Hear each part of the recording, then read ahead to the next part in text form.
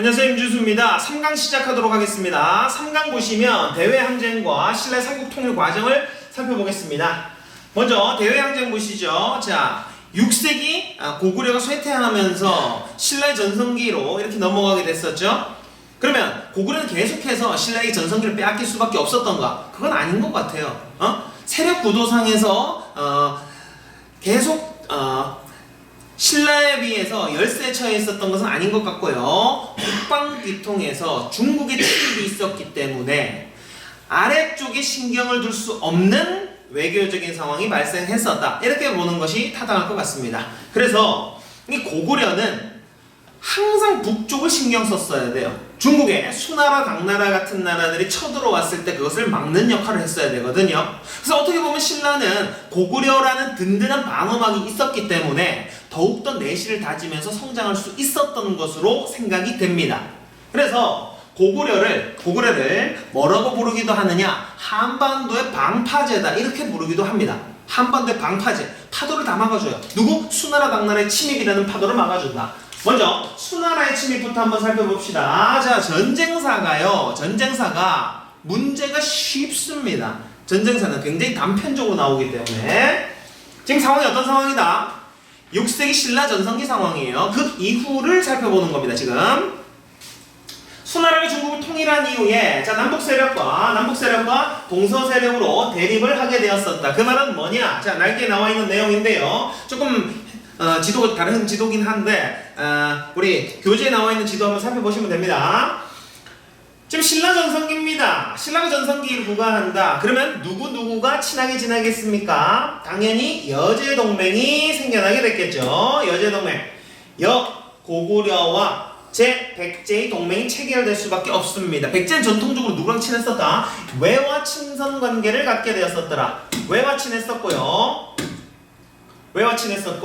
그 다음에 고구려는 누구와 대립을 했었죠? 당연히 수나라, 당나라와 대립을 하게 됩니다. 수나라, 당나라와. 그러면 쌈 싸먹기 전략이 중요하죠? 돌궐이 만약에 수나라의 손을 잡는다면 고구려는 죽은 목숨이에요. 그래서 고구려는 돌궐의 손을 잡을 수밖에 없었더라. 그래서 이렇게 남북세력, 돌궐, 고구려, 백제, 외로 이어지는 남북세력과 고립되어 있었던 수당, 그리고 고립되어 있었던 신라는 또다시 손을 잡을 수밖에 없었겠죠. 그래서 이러한 십자형 외교가 벌어졌었던 상황을 살펴보도록 하겠습니다. 6세기 후반에서 7세기 중반까지 있었던 모습들을 한번 살펴보도록 할게요. 자, 고구려 수나라의 전쟁. 자, 먼저 수나라가 쳐들어오고 당나라가 쳐들어옵니다. 쉽다 그랬어요, 제가. 전쟁사는 수나라 쳐들어왔고 그 다음에 당나라 쳐들어온다. 자, 수나라 때는 고구려 영양왕 때 수나라의 요서지방을 먼저 선제 공격을 때려버려요. 왜? 어차피 수나라가 공격한 걸 알았거든요. 그래서 영양왕이 선제 공격을 날렸어요. 그리고 수나라의 침입도 다 물리칩니다. 영양왕 때에. 2강에서 조금 의아하셨을 부분이 있어요. 뭐냐? 패턴상 백제는 근초고왕 전성기 때 역사책 편찬됐다. 신라도 진흥왕 때 역사책 편찬됐다. 근데 고구려는 역사책 편찬을 공부하지 않았었거든요. 왜? 광개토대왕 장수왕 때 전성기는 당연한 거예요. 역사 편찬할 것까지는 없어. 그럼 역사 편찬은 언제 이루어졌냐? 바로 이 영양왕 때 이루어졌다. 영양왕 때 뭐가 있었길래? 중국을 선제 공격하기도 했었고요. 그러면 수나라의 1차 침입이 있었어요. 수나라의 1차 침입은 그냥 유치하게 문제가 쳐들어왔는데 문제가 많아서 큰 성과가 없었다. 문제가 쳐들어왔는데 문제가 많았어. 그냥 성과 없어. 2차 양제가 양동작전으로 백길로 한 팀, 육로로 한 팀, 이 양동작전 해왔었던 수양제가 무려 113만 명을 이끌고 왔습니다. 별동대만, 선봉부대만 30만 명. 엄청난 대군이죠. 누가 막았다? 을투분석 장군이 청천강이 살수예요, 살수. 당시 살수로 불렸었던 청천강에서 수군을 격퇴했었더라. 이것이 바로 살수대첩입니다. 자랑스럽습니까? 자랑스럽지 않습니까? 이때가 영양왕이다. 그러면 역사 편찬 영양왕 때 이루어졌다. 자, 문화 파트에서 다시 정리를 합니다. 역사 편찬은 시기만 알아놓으세요. 백제와 신라는 전성기 때, 고구려는 수나라 물리쳤던 영양왕 때. 그리고 을지문의 살수대첩에서 승리를 했을 때, 자, 요 일화가 있습니다. 수나라 장수에 있었던 우중문이라는 놈이 싸우다가, 이 정도는 안 되겠다, 고구려. 너무 강하다. 다시 전열을 정비해야겠다 하면서 후퇴하려고 하는 장수에게 편지를 하나 보냅니다. 신명계, 져서 도망가는 장수에게 신명계책은 천문을 꿰뚫어 볼만하고 오매한 전술이 이치를 못하려 할거다. 전쟁에 이어서 공이 높으니 만족을 알거든 그만 돌아가시구려. 도망치는 장수에게 너 진짜 잘 싸운다. 잘가. 이렇게 하는 편지를 보냈어요. 조롱의 편지. 이걸 받고 열받았던 우중문이 돌아왔을 때 청천강 강보를 막았다가 일걸 터뜨려서 수장시켜버렸다. 돌아간 자들이 불과 2천여 명에 달했었다라는 30만 명 중에서 29만 명을 죽였어요. 그것이 바로 살수대첩. 근데 또 쳐들어올 수도 있죠, 이놈들. 그리고 수나라 다음 당나라도 쳐들어올 수 있어요. 그래서 수나라 무찌르고 당나라 무찌르는데 그 사이에 뭘 만들었다? 천리장성을 축조해요. 자, 천리장성은 무려 400km에 달하는 장성이에요. 서울에서 부산까지. 엄청난 장성입니다. 중국은 만리장성인데요. 만리 한 방에 안 쌓았어요. 춘추 전국시대 때 500리, 700리, 900리 이렇게 있던 수많은 장성들을 진시황이 연결한 게 만리. 한 방에 천리는 거의 없어요. 천리장성을 세웠다. 어디? 부여성에서 비사성까지. 부여성에서 비사성까지 지도상에 보시면 되겠고요. 천리장성 축조 책임자가 누구냐? 바로 연개소문. 연개소문이 정변, 쿠데타를 일으켜서 왕을 교체하기에 이르렀다. 영유왕을 제거하고 보장왕을 앉혔다. 보장왕은 그런데 허수아비 왕이에요. 실권자는 바로 연개소문입니다. 연개소문이 모든 권력을 독점해서 대망리지라는 직책을 만들어서 거기 앉아요. 원래 망리지라고 있었거든요. 국무총리 망리지야. 그런데 대망리지, 모든 권력을 장악하게 되는, 이것도 하나 적어놓으시고 대망리지. 연개소문. 연개소문은 초강경파예요. 강경파. 고구려와 당나라의 전쟁이 있습니다. 연개소문이 대당 강경 정책을 펼쳤었고 수나라가 당나라로 바뀐 이후에 당태종이 쳐들어왔었지만 안시성에서 이겨냈다. 누가? 양만춘으로 추정되는 인물이. 양만춘. 안시성이라는 영화도 나왔었죠. 조인성이 막아냈다. 안시성, 양만춘. 자, 쉽죠? 어떻게? 순서. 수나라가 쳐들어오고 당나라가 쳐들어왔다. 수나라 살수대첩, 당나라 안시성 전투, 그리고 그 사이에 천리장성 만들었다. 끝. 자, 지도상에 보시면은 천리장성은 여기입니다. 그리고 살수대첩은 이 평양성 위에 있는 이 살수인데 표시되어 있지 않네요. 살수. 그 다음에 살수대첩 이후에 부여성에서 비사성까지 남동으로 천리장성을 쌓았었고, 그 다음에 당나라가 쳐들어왔을 때 안시성에서 막아냈다. 전쟁사는 순서만 알아놓으시면 돼요. 아시겠죠? 어떤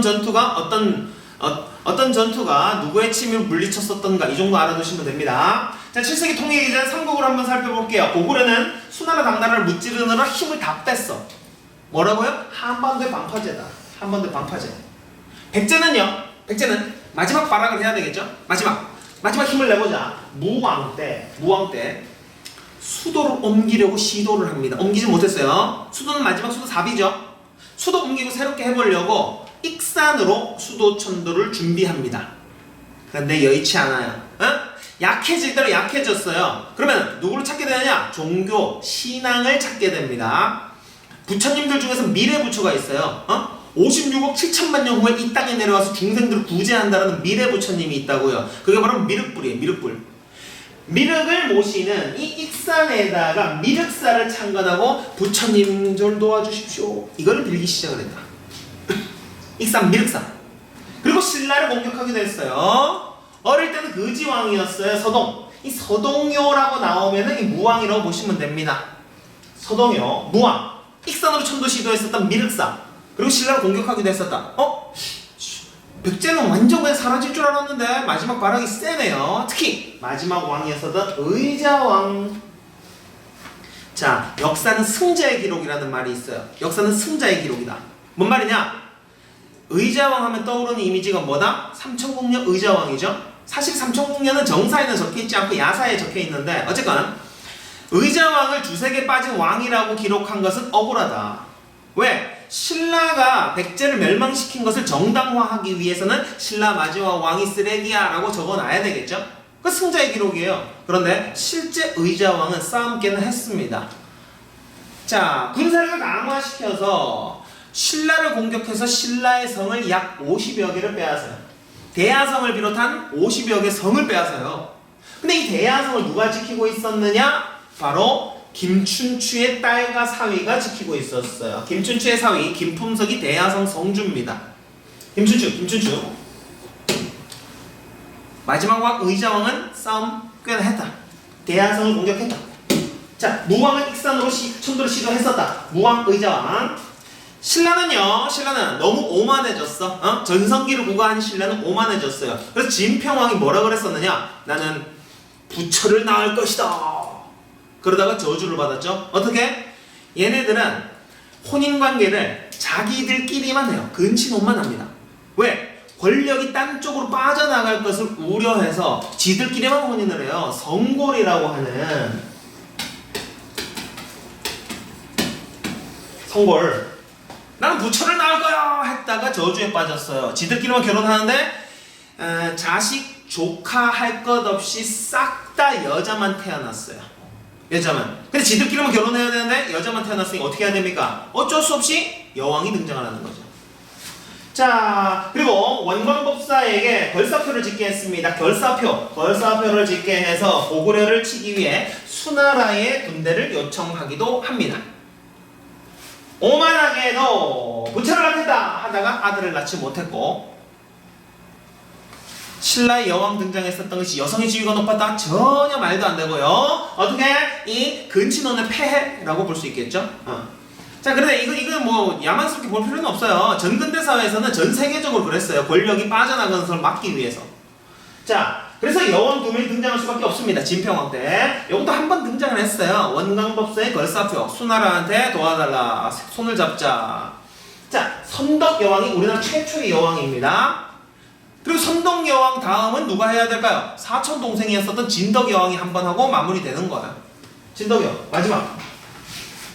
자, 최초의 여왕 선덕 여왕과 진덕 여왕을 누가 보필을 했었느냐? 바로 김춘추가 보필을 합니다. 왜? 김춘추는 출신 성분이 조금 달랐었던 진골이라는 애거든요. 그러면 진골, 다른 성분인 진골은 이 선덕여왕과 진덕여왕을 잘 보필하겠죠. 왜? 어차피 진덕여왕, 선덕여왕은 후사가 없기 때문에 누군가한테 물려줘야 돼요. 그래서 이 진골인 김춘추가 잘 보필했더라. 최초의 여왕, 그리고 선덕여왕 뭐로 많이 나오느냐? 건축사업 세 가지를 알아두셔야 돼요. 건축사업.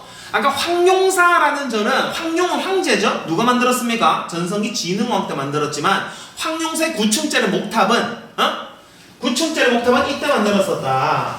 황용사 9층 목탑. 이거 호국불교예요. 한 층 한 층 쌓아 올릴 때마다 주변에 9개의 이민족들이 머리를 조아린다. 또 우리 많이 알고 있는 천체관측기구연인 첨성대도 이때 만들어집니다. 선덕여왕 때. 또 여왕을 기리는 사찰이 있어요. 분치라는 황제, 분칠 황제, 분황사. 물론 한자는 그런 한자는 아닌데 그걸 그렇게 외우세요 그냥. 여왕, 분황, 그리고 황용사 9층 목탑, 첨성대, 이것이 선덕여왕이고요. 그리고 진덕여왕 뒤쪽은 안 봐도 되고, 진덕여왕이 마지막 성골 출신 왕이고, 이제 누구로 넘어간다? 김춘추로 넘어간다. 김춘추는 언제 등장했었나요? 아까 전에 의자왕이 싸움 좀 잘했다. 대야성 공격해서 김춘추 딸과 사이 죽였다. 딸바보 김춘추가 이제 복수의 칼날을 갈기 시작합니다. 자, 이것이 바로 미륵사지 석탑이에요. 미륵사지 석탑. 이건 어디에 있다? 익산에 있다. 익산에 수도 천도를 추구했었던 무왕 때. 미륵은 어떤 부처다? 미래부처다. 미래부처. 익산 미륵사지 석탑. 자, 신라 삼국통일 과정을 한번 살펴봅시다. 먼저 의자왕이 싸움 좀 잘했다 그랬었죠. 신라의 대하성 등 40여 개 성을 공격했었다. 그리고 성을 다 빼앗았어요. 40개, 50개까지 갑니다. 김춘추의 딸과 사이가 죽어요. 딸바보 김춘추는 복수의 칼날을 갈면서 고구려로 건너갑니다. 고구려. 그래서 고구려로 건너갔을 때 고구려 실권자가 누구라고요? 연개소문이죠. 대망리지 연개소문. 근데 연개소문은 초강경파예요. 연개소문한테 김춘추가 고구려 연개소문에게 동맹을 요청했어요. 우리를 도와주시오. 이때 뭘 얘기하게 됐었냐면 광개토대왕 얘기를 꺼내요. 광개토대왕이 우리를 도와줬듯이 한 번 더 도와주시오. 그러니까 연개소문 초강경파가 뭐라 그랬느냐? 한강 내놔. 그럼 도와줄게. 한강 내놔라. 근데 그것을 거절합니다. 전 왕이 아닌데요, 아직?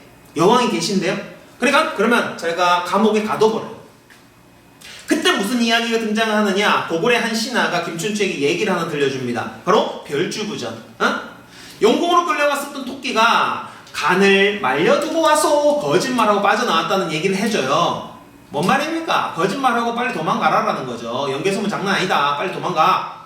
그래서 김춘추가 한강을 죽여서 거짓말하고 돌아옵니다. 지금 김춘추의 입장은 어떤 입장이에요?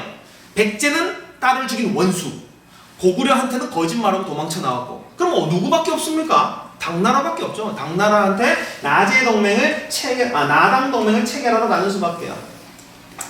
그러면 일방적으로 이걸 구걸한 건 아니에요. 왜? 당나라도 고구려 공격했다가 졌잖아. 당나라도 고구려 공격했다가 안시성에서 박살이 났잖아요. 그러니까 당나라도 좋았었죠. 나당 동맹. 전략 중에 최고는 뭐다? 쌈 싸먹기. 신라가 밑에서 당나라가 위에서 쌈 싸먹기. 그러면 고구려도 온전치 못하다. 자, 순서입니다. 순서 간단합니다. 백제 멸망, 고구려 멸망, 나당 전쟁에서 신라가 승리하고 완전한 삼국통일을 이뤘다. 됐나요? 그리고 백제 고구려는 600년 이상을 지속된 나라예요. 그럼 600년 이상 지속된 나라가 하루아침에 사라지지 않겠죠? 부흥운동이 사이사이에 일어납니다. 그럼 순서는 이렇죠. 백제 멸망, 백제 부흥운동, 고구려 멸망, 고구려 부흥운동, 나당 전쟁, 삼국통일. 자, 백제가 먼저 망해요. 백제 망하는 원수 누굽니까? 누구의 원수예요? 김춘추의 원수죠? 드디어 이 김춘추가 왕위에 오르게 됩니다. 김춘추. 자, 무열왕은 이름이 뭐냐? 무력이 열나 세다라는 거예요. 열은 불살라 오르다. 그럼 무력왕의 무력이 엄청나게 셉니다. 김춘추는 복수. 그래서 신라 무열왕 때 복수에 성공을 해요. 백제멸망, 개백의 결사대가 황산벌 전투에서 김유신의 군대에게 패배하고 말았다. 황산벌의 개백, 맞서 싸운 관창, 역사는 흐른다. 개백의 결사대가 황산벌 전투에서 패배했었다. 자, 고대 국가의 멸망은 뭐라고 표현하느냐? 고조선 멸망이라고도 하지만 왕검성 함락이라는 표현을 더 많이 씁니다. 수도 함락. 그럼 백제 멸망은 뭐라고 한다? 사비성 함락. 마지막 수도 사비. 고구려 백제는 수도가 3개예요. 3개씩. 고구려는 졸본 국내성 평양성. 백제는 한강 위례성, 그 다음에 웅진 사비. 수도 변천 아셔야 돼요. 자, 기습 질문. 무령 왕릉은 어디에 있습니까? 웅진에 있습니까? 사비에 있습니까? 웅진에 있겠죠. 수도 못 옮기고 죽었잖아. 자, 사비성이 함락됐었다. 웅진으로 의정 이건 됐고요. 사비성 함락이 그냥 백제 멸망인 거예요. 의정도 죽었고. 그러나 바로 사라지진 않는다. 백제 부흥운동이 일어난다. 백제 부흥운동. 자, 백제 부흥운동 일으켰었던 사람들 이름을 그냥 치로 하겠습니다. 치. 복신도침, 흑치상지. 복신도침, 이 사람들은 둘이 같이 했기 때문에 복신도침, 흑치상지, 치로 할게요. 그냥 백제 부흥운동은 치치. 왕자 이름은 뭡니까? 성씨가 부여씨죠. 자, 백제는 어느 나라와 친하다? 일본과 친하다. 그래서 일본에다가 왕자들을 보내서 자라게 해요. 자라면서 내정 간섭도 좀 해야 되기 때문에 일본에 있었던 왕자 부여풍이 일본 원군을 데리고 돌아오기도 합니다. 부여풍, 흑치상지, 복신도침이 백제 부흥운동을 전개했었더라. 임전선과 주류성 안 외우셔도 됩니다. 그냥 치치 이름만 외워놓을게요. 그리고 일본의 지원군이 왔었는데 백제 왕대 부여풍이 이끄는 일본 지원군이 백강전투에서 패배했었다. 그러니까 뭘 봐야 되느냐 보세요. 요 복신도침 치치하고 부여풍하고 그 다음에 일본 원군이 나오면 백제 멸망 후 상황이에요. 그리고 고구려 멸망 전 상황이겠죠. 왜? 백제 멸망, 백제 부흥운동, 고구려 멸망, 고구려 부흥운동이니까 이게 백제 부흥운동이라는 걸 파악하는 게 핵심이에요. 치치, 부여풍, 일본이 도와주러 왔다. 패배. 백제 멸망, 백제 부흥운동. 이제 고구려 멸망입니다. 고구려를 멸망시키려면 무력만 세가지고는 안 돼요. 문무를 겸비해야 됩니다. 문무를 겸비해야 돼. 그래서 고구려를 멸망시키고 삼국 통일을 이뤄낸 사람은 문무대왕이에요. 문무를 겸비해야 된다. 문무왕.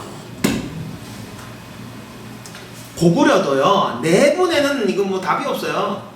연개소문이 실권자죠. 왕은 필요 없어요. 이미 왕은 허수아비고, 연개소문이 죽고 난 다음에 연개소문 아들과 연개소문 동생이 주도권 다툼을 하다가 얘네들이 연개소문 아들은 당나라로 튀어버리고 연개소문 동생은 신라로 튀어버려요. 핵심 인물들이 적국으로 튀어버리니까 어떻게 되겠어요? 망하죠. 연개소문 죽고 난 다음에 내분으로 자멸했었다. 아들이 연남생, 동생이 연정토. 이들이 각각 어디로 갔는지 뭐 중요하지 않습니다. 아들은 당나라로, 동생은 신라로 튀어버렸다. 그래서 나당연합군의 공격으로 평양성이 함락됐다. 수도 함락은 멸망. 됐나요? 백제 멸망, 나당 동맹, 백제 멸망, 백제 부흥운동, 고구려 멸망까지 왔어요. 그러면 고구려 부흥운동이죠. 아까 백제 부흥운동은 치치라고 살펴봤다면 고구려 부흥운동은 기역기역으로 살펴봅니다. 기역기역. 고연무, 건모장, 기역기역. 기억기억 고연무 건모자. 그 다음에 안승이라는 인물이 있어요. 고구려 귀족인 안승. 이 안승은 이름을 명확하게 알아놓습니다.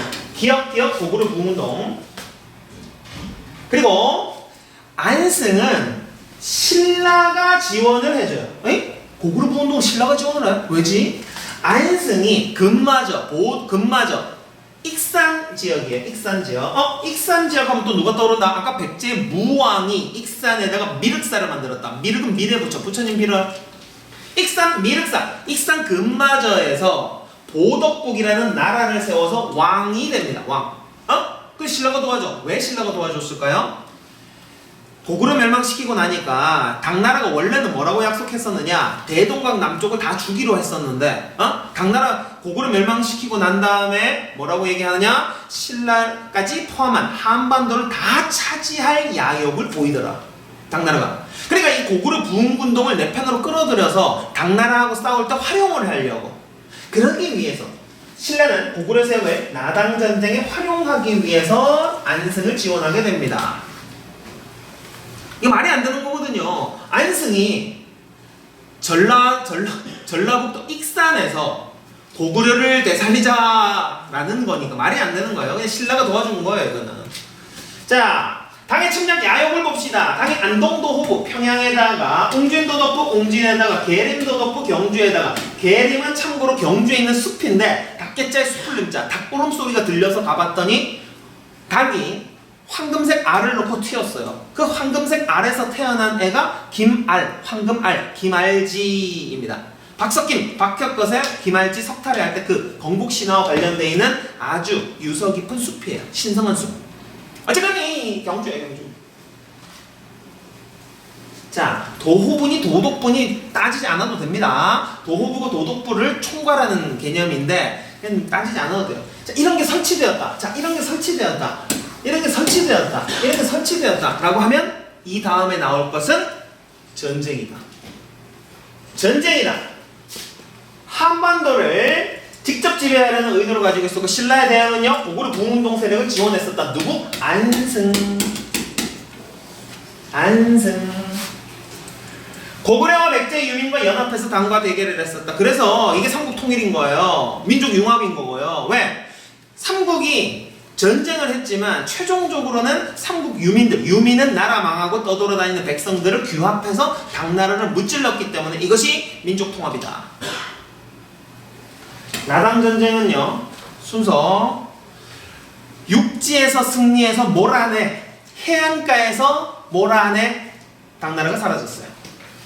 육지에서의 매소성 전투와 해안가에서의 기벌포구 전투, 포구죠, 포구에서의 전투를 끝으로 해서 신라가 승리를 했었더라. 완전한 통일을 이뤄냈다.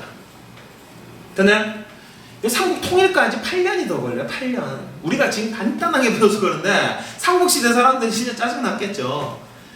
백제하고 싸우고 고구려하고 싸우고 이제 통일이 됐다 생각했는데 당나라하고 8년을 싸웠으니까. 자, 의외 볼게요. 민족문화의 토대를 마련했었다. 이 민족문화 토대 마련은 뭔 말이냐? 이건 그냥 들어만 보세요. 다음 4강인 이 문화 파트에서 다시 할 건데 이 민족문화의 토대라는 거는 고구려 문화는 크고 웅장한 게 특징이에요. 백제 문화는 세련된 귀족적인 성격이 있어요. 신라는 소박한 미가 있습니다. 촌스러워요. 이거 세 개가 짬뽕 된 게 통일신라야. 말이 안 되죠? 크고 웅장한데 세련되면서 소박하다. 그러니까 삼국 통일 이후의 문화는 조화예요. 이게 우리 민족 문화입니다. 우리나라 국기가 뭐예요? 태극기. 태극기가 뭡니까? 음양의 조화. 그러니까 우리 문화는 한마디로 조화다. 언제부터? 삼국 통일부터 시작됐다. 자, 당나라 세력을 무찔렀기 때문에 자주성이다. 보통 한계로 이렇게 얘기하죠. 영토가 불안정하다. 대동강에서 원산만까지니까 영토가 너무 한정적이다. 우리 어릴 때 한번 생각해 봤었던 거, 고구려가 삼국 통일했으면 어떨까? 그럼 만주가 우리 땅인데 라는 생각이겠죠? 응? 대동강에서 원산만까지 영토 축소. 근데 이것도 한번 생각해 봐야 돼요. 신라 사람들의 입장에서도 과연 영토 축소일까? 아니죠. 신라 사람들은 백제를 다 먹었어요. 고구려 남부지방도 먹었어요. 두 배 확장됐어. 2배 이상. 신라는. 이건 우리의 관점에서 보는 거예요. 그리고 당나라 세력에 의존했다. 외세 의존성. 이걸 얘기하는데 뭐 이거는 외교 전략이죠. 이건 뭐 시험에 나올 건 없습니다. 한계는. 자, 나당전쟁 매소성 전투, 기벌고 전투 있었고, 이거 뭐 나왔어 방금 봤던 거네요. 지도 한번 볼게요. 지도. 순서 보겠습니다. 백제멸망, 백제부흥운동, 고구려 멸망, 고구려 부흥운동, 나당전쟁이라고 제가 말씀드렸어요. 나당전쟁은 육지에서 승리, 그 다음에 해안가 포구에서 몰아냈다. 자, 1번 사비함락, 백제멸망. 백제멸망. 그 다음에 백제부흥운동은 흑치상지, 복신도, 치치. 그 다음에 왕자 부여풍, 그 다음에 백강전투. 없나요? 44쪽에 보시면은 지도가 조금 다른 지도가 들어가 있는데 44쪽 밑에 보시면은 한번 찾을 수 있을 겁니다. 여기 보세요. 사비상 함락됐죠? 앞에 보시면서 눈으로 학습하셔도 됩니다. 사비상 함락됐고 그 다음에 치치 등장하니까 백제부흥운동, 그 다음에 왕자 부여풍이 나오고 그 다음에 일본의 원군까지 백제부흥운동, 그 다음에 고구려 멸망 평양성 함락, 그 다음에 고구려 부흥운동 기억기억, 고현무 건모점 기억기억, 그 다음 특징적인 거 안승 익산에서 금마저 안승. 그리고 나서는 이제 나당전쟁은 매소성 그리고 기벌포. 그다음 삼국통일이 완성됐었다. 대동강에서 원산만까지. 자, 이렇게 해서 3강까지 삼국통일까지 바쁘게 달려왔습니다. 이제 남은 건 고대사회에서 남은 건 사회, 경제, 문화사인데 경제사는 특히 딱히 볼 건 없고요. 사회 가볍게 보고 그다음 문화사 하면 마무리될 것 같습니다. 잘 정리해 두시기 바랍니다. 다시 말씀드립니다. 밀리면 답이 없다. 안 밀리면 별거 아니다. 아시겠죠? 네, 고생하셨습니다.